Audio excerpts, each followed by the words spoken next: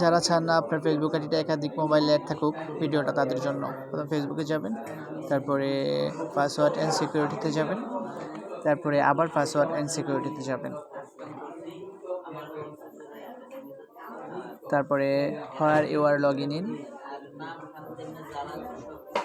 তারপরে নিজের ফেসবুক আইডিতে ক্লিক করবেন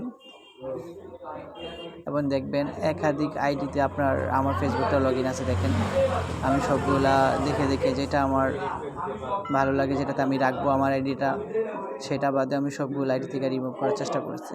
মানে আমি এই পর্যন্ত যতগুলো মোবাইল দিয়ে আমার ফেসবুক আইডিটা লগ ইন করছিলাম সবগুলো আইডি চলে আসছে।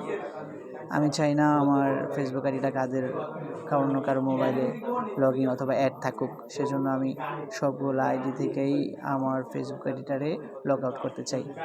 এই জন্য আমি সবগুলাই সিলেক্ট করেছি। এখন আমি এখানে লগ আউট দিয়ে দেব। আপনারাও চাইলে এটা করে নেবেন, কারণ এটা খুবই সেফ ফেসবুকের জন্য। কেউ চাইলে আমার আইডিতে ঢুকতে পারবে না।